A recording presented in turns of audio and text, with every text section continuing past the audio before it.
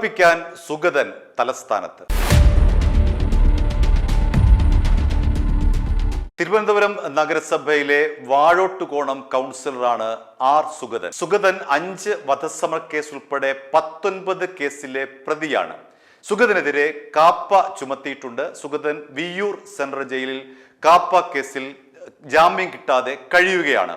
ഇന്നലെ സുഗതനെ തിരുവനന്തപുരത്ത് എത്തിച്ചു. എന്തിനാണ് സുഗതൻ തിരുവനന്തപുരത്ത് വന്നിരിക്കുന്നത്? അദ്ദേഹം ഇപ്പോൾ സെൻട്രൽ ജയിലിലാണ്. ഇന്നലെ തന്നെ തിരുവനന്തപുരം സെൻട്രൽ ജയിലിലേക്ക് മാറ്റി. ഇന്ന് അദ്ദേഹത്തെ നെടുമങ്ങാട് കോടതിയിൽ ഹാജരാക്കും. ആ കേസ് എന്താണെന്ന് ചോദിച്ചു കഴിഞ്ഞാൽ, മാർച്ച് 23-ാം തീയതി വെള്ളക്കടവ് ക്ഷേത്രത്തിൽ ഉണ്ടായ ഒരു സംഘർഷത്തിൽ സുഗതൻ ആളുമാറി ഒരാളെ തലക്കടിച്ച് മാരകമായി പരിക്കേൽപ്പിച്ചു. ആ വധശ്രമ കേസിൽ ഒളിവിൽ കഴിയുകയായിരുന്നു സുഗതൻ. പിന്നീട് സുഗതൻ വീട്ടിൽ വന്നു എന്നതിന്റെ അടിസ്ഥാനത്തിൽ വട്ടിയൂർക്കാവ് SHOയും SIയും അടങ്ങുന്ന പോലീസ് സംഘം സുഗതനെ അറസ്റ്റ് ചെയ്യാനായി വീട്ടിൽ ചെന്നപ്പോൾ അവിടെ നിന്നും സുഗതൻ ഓടി രക്ഷപ്പെടാൻ ശ്രമിക്കുകയും BJP RSS പ്രവർത്തകർ ഈ പോലീസ് സംഘത്തെ പ്രതിരോധിക്കുകയും ചെയ്തു. അതോടുകൂടി പോലീസിന് സുഗതനെ അറസ്റ്റ് ചെയ്യാൻ കഴിയാതെ വന്നു. പിന്നീട് പോലീസ് ആകാശത്തേക്ക് വെടിവെച്ചുകൊണ്ടാണ് സുഗതനെ അറസ്റ്റ് ചെയ്ത് ജയിലിലേക്ക് മാറ്റിയത്. അങ്ങനെ 5 വധശ്രമ കേസടക്കം 19 കേസുകളിലാണ് സുഗതൻ പ്രതിയായിട്ടുള്ളത്. ഇതിലെ 18 കേസുകളും വട്ടിയൂർക്കാവ് പോലീസ് സ്റ്റേഷൻ പരിധിയിലും 1 കേസ് നെടുമങ്ങാട് പോലീസ് സ്റ്റേഷന്റെ പരിധിയിലുമാണ്. ഇപ്പോൾ സുഗതൻ വന്നിരിക്കുന്നത് ഈ മെയ് 23-ലെ വധശ്രമവുമായി ബന്ധപ്പെട്ട് നെടുമങ്ങാട് കോടതിയിൽ ഹാജരാകാൻ വേണ്ടിയിട്ടാണ്. നെടുമങ്ങാട് കോടതി പ്രൊഡക്ഷൻ വാറണ്ട് പുറപ്പെടുവിച്ചിരുന്നു. പോലീസ് ആകട്ടെ 2 ദിവസം കസ്റ്റഡിയിൽ സുഗതനെ വേണമെന്ന് ആവശ്യപ്പെട്ടുകൊണ്ട് കസ്റ്റഡി അപേക്ഷ കൊടുക്കുകയും ചെയ്തിരുന്നു. അതിന്റെ ഭാഗമായിട്ടാണ് വിയ്യൂർ സെൻട്രൽ ജയിലിലായിരുന്ന സുഗതനെ ഇന്നലെ തിരുവനന്തപുരത്ത് എത്തിച്ചതും പൂജപ്പുര സെൻട്രൽ ജയിലിലേക്ക് സുഗതനെ കൊണ്ടുപോയതും അവിടെ നിന്ന് ഇന്ന് നെടുമങ്ങാട് കോടതിയിലേക്ക് സുഗതനെ ഹാജരാക്കാൻ പോലീസ് കൊണ്ടുപോകുന്നതും. ഇനി എന്തൊക്കെയാണ് സുഗതൻ വരുമ്പോൾ വിറയ്ക്കുന്ന കാര്യങ്ങൾ? അതായത് BJP-യാണ് അക്ഷരാർത്ഥത്തിൽ സുഗതന്റെ പേരിൽ വിറയ്ക്കുന്നത്. 2 കാര്യങ്ങളാണ് BJP-യെ ഭയപ്പെടുത്തുന്നത്. അതിലെ ആദ്യത്തേത് എന്ന് പറയുന്നത്, കഴിഞ്ഞ മാസം, അതായത് ജൂൺ മാസം 24-ാം തീയതി ഹൈക്കോടതിയുടെ ഭാഗത്ത് നിന്ന് നിർണായകമായിട്ടുള്ള ഒരു വിധി വന്നു. 20 BJP കൗൺസിലർമാർ സത്യപ്രതിജ്ഞ ചെയ്തിരിക്കുന്നത് പ്രാദേശിക ദൈവങ്ങളുടെ അടക്കം പേരിലാണ്. അങ്ങനെ സത്യപ്രതിജ്ഞ ചെയ്യാൻ മുനിസിപ്പാലിറ്റി ആക്ടിലോ കേരള പഞ്ചായത്ത് രാജ് ആക്ടിലോ നിയമമില്ല. ഇവർ സത്യപ്രതിജ്ഞ ചെയ്തിരിക്കുന്നത് ആറ്റുകാൽ ദേവിയുടെ പേരിൽ, അതേപോലെ ശ്രീനാരായണ ഗുരുവിന്റെ പേരിലൊക്കെയാണ് സത്യപ്രതിജ്ഞ ചെയ്തത്. അതുകൊണ്ട് അവരുടെ സത്യപ്രതിജ്ഞ റദ്ദാക്കി. ആ സത്യപ്രതിജ്ഞ റദ്ദാക്കിയതിന്റെ അടിസ്ഥാനത്തിൽ വളരെ പെട്ടെന്ന് തന്നെ 19 പേർ, 20 പേരാണല്ലോ സത്യപ്രതിജ്ഞ തെറ്റ് ചെയ്തത്, അതിൽ സുഗതൻ ഒഴികെയുള്ള 19 പേർ ദൈവനാമത്തിൽ സത്യപ്രതിജ്ഞ ചെയ്ത് അവരുടെ കൗൺസിൽ അംഗത്വം സുരക്ഷിതമാക്കി. ഇനി സുഗതനാണ് സത്യപ്രതിജ്ഞ ചെയ്യേണ്ടത്. സുഗതനാകട്ടെ ശ്രീനാരായണ ഗുരുവിന്റെ പേരിലാണ് സത്യപ്രതിജ്ഞ ചെയ്തിരിക്കുന്നത്. കോടതി വിധി പ്രകാരം 4 ആഴ്ചയ്ക്കകം സത്യപ്രതിജ്ഞ ചെയ്തില്ല എങ്കിൽ അയാളുടെ അംഗത്വം നഷ്ടപ്പെടും. അപ്പോൾ ജൂൺ 24-ലെ കോടതി വിധി അനുസരിച്ച് 4 ആഴ്ചയ്ക്കകം കാപ്പ കേസിൽ കഴിയുന്ന സുഗതൻ ജാമ്യം കിട്ടി പുറത്തിറങ്ങി വന്ന് സത്യപ്രതിജ്ഞ ചെയ്തെങ്കിൽ മാത്രമേ അദ്ദേഹത്തിന്റെ അംഗത്വം നിലനിൽക്കുകയുള്ളൂ. ഇല്ല എങ്കിൽ ശ്രീനാരായണ ഗുരുവിന്റെ പേരിൽ സത്യപ്രതിജ്ഞ ചെയ്ത സുഗതന്റെ അംഗത്വം മുനിസിപ്പാലിറ്റി ആക്ട് പ്രകാരവും കേരള പഞ്ചായത്ത് രാജ് ആക്ട് പ്രകാരവും സ്വാഭാവികമായി റദ്ദാക്കപ്പെടും. ഇതാണ് BJP ഭയക്കുന്ന ആദ്യത്തെ കാരണം.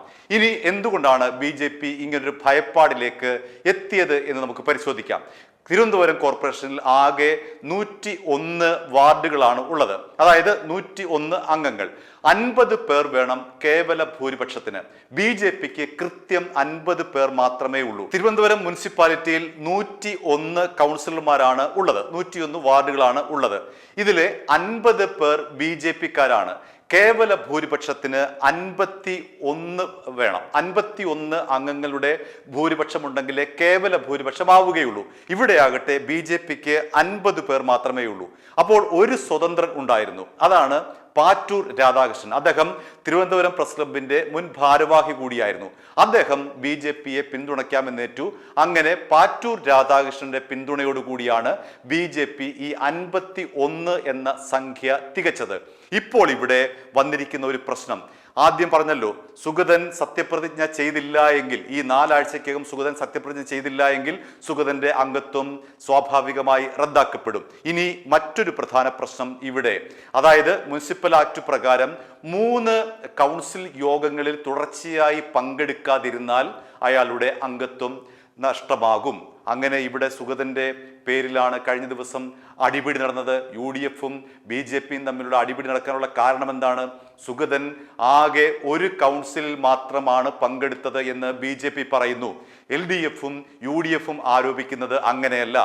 സുഗതൻ 2 യോഗങ്ങളിൽ പങ്കെടുത്തു. ഒരു കൗൺസിൽ യോഗം കൂടി വിളിക്കുമ്പോൾ അവിടെ സുഗതൻ പങ്കെടുത്തില്ലെങ്കിൽ അദ്ദേഹത്തിന്റെ അംഗത്വം സ്വാഭാവികമായി റദ്ദാക്കപ്പെടും. അങ്ങനെ 2 തരത്തിലാണ് സുഗതന്റെ അംഗത്വം റദ്ദാക്കപ്പെടുന്നത്. ഒന്ന്, കൗൺസിൽ യോഗത്തിൽ പങ്കെടുക്കാതിരുന്നാൽ. 2, ആദ്യം സൂചിപ്പിച്ചതുപോലെ സത്യപ്രതിജ്ഞ ചെയ്യാതിരുന്നാൽ.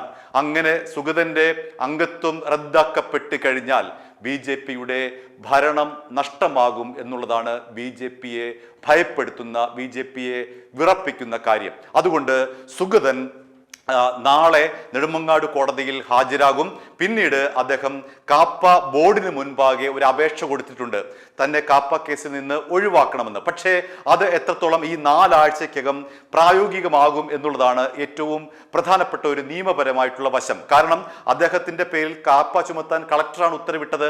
കളക്ടറുടെ ആ ഉത്തരവ് ശരിവെച്ചുകൊണ്ട് ആഭ്യന്തര സെക്രട്ടറി ഉത്തരവിറക്കിയിരുന്നു. അതായത് സുഗതന്റെ പേരിൽ കാപ്പ ചുമത്താം എന്നുള്ള കളക്ടറുടെ നടപടി ശരിവെച്ചുകൊണ്ട് ആഭ്യന്തര സെക്രട്ടറിയും ഉത്തരവിറക്കിയിരുന്നു.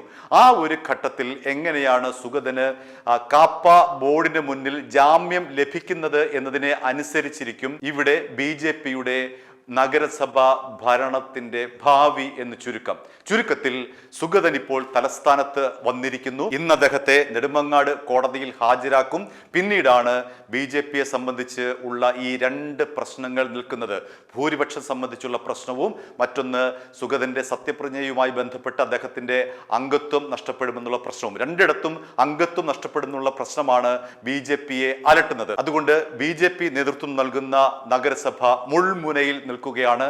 സുഗതന്റെ നിയമപ്രകാരമുള്ള ജാമ്യത്തെ അനുസരിച്ചിരിക്കും BJP-യുടെ ഭരണം. അല്ല എങ്കിൽ BJP-ക്ക് ഭരണം നഷ്ടമാകും. BJP ഇവിടെ മിനിറ്റ്സിൽ തിരുത്തി എന്നാണ് UDF-ഉം LDF-ഉം ആരോപിക്കുന്നത്. സുഗതൻ 2 കൗൺസിൽ യോഗത്തിൽ പങ്കെടുത്തു എന്ന് പറഞ്ഞുകൊണ്ട് മിനിറ്റ്സിൽ BJP തിരുത്തിയിട്ടുണ്ട് എന്ന് പറഞ്ഞുകൊണ്ടാണല്ലോ കഴിഞ്ഞ ദിവസം UDF-ഉം BJP അംഗങ്ങൾ തമ്മിൽ ഏറ്റുമുട്ടിയത്.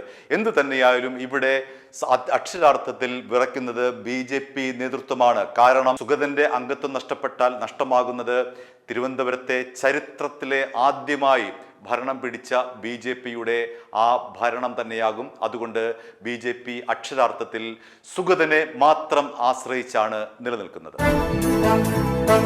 i2i News, an eye for truth.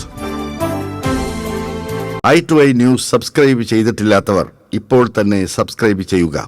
Notification ലഭിക്കുവാൻ ബെൽ ബട്ടണും അമർത്തുക.